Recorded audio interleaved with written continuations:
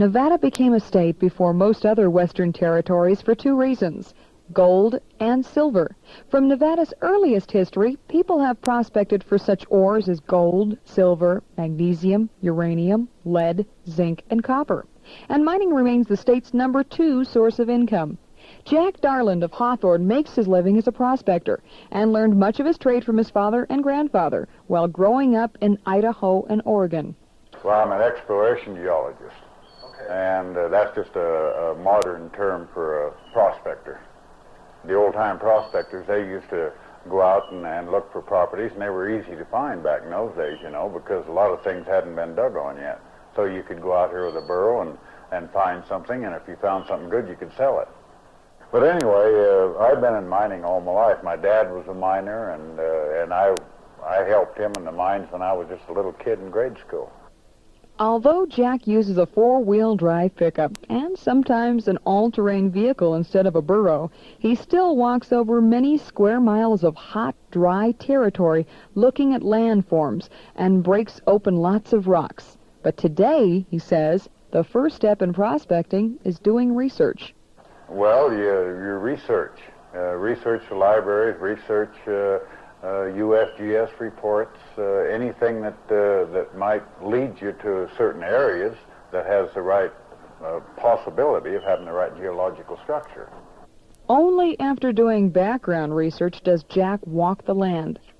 Well, I go into that area and I walk it and I look it over real good. I break a lot of rocks. I try to determine if there's a possibility for ore deposit to be there.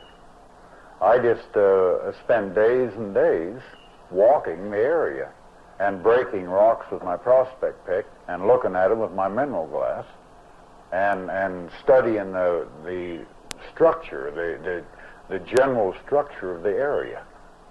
And if the structure looks right, and if the rocks within the structure looks right, then I take a bunch of samples. And then I have those samples assayed. And if I come up with any value at all, then I go back in there and I locate mining claims on that.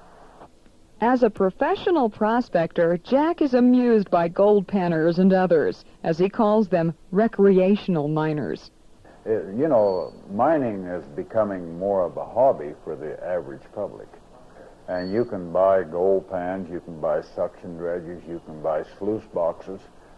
And it's a nice thing for the family to do on the weekend, to take the wife and the kids and they go out on a stream somewhere and they pan gold and they roast some weenies and they drink a pop or drink a beer, whatever they might want to do, and have a nice weekend, and they might get a few colors and they might even be big enough to put in a bottle.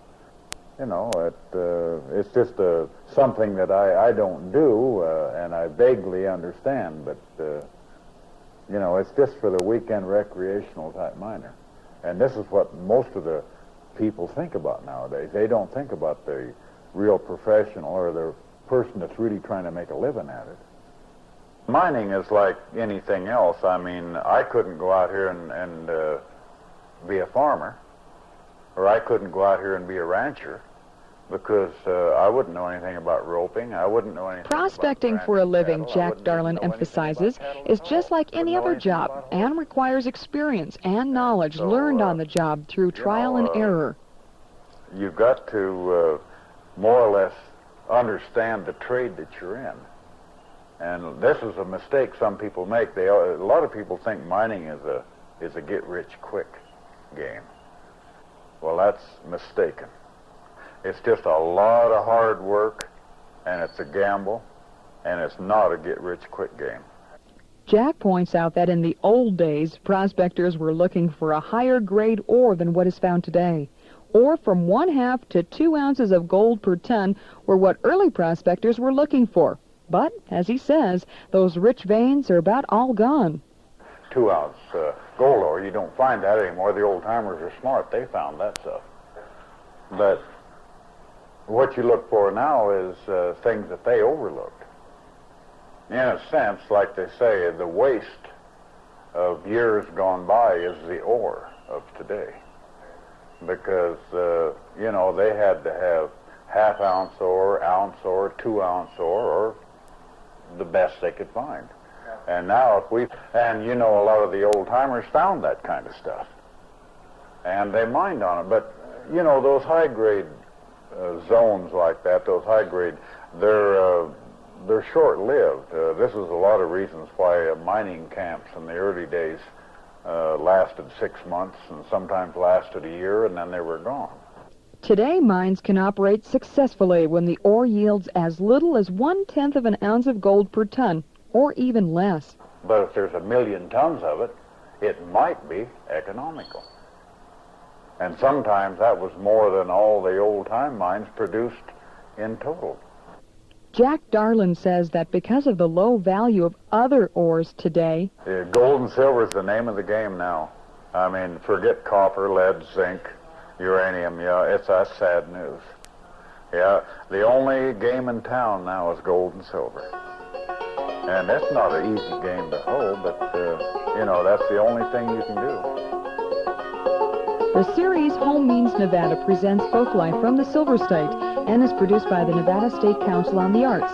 Folk Arts Coordinator Glenn Owen, with cooperation from KUNR Reno, KNPR Las Vegas, and KOLO Reno, with funding from the National Endowment for the Arts Folk Arts Program and the state of Nevada. This is Deb Spring.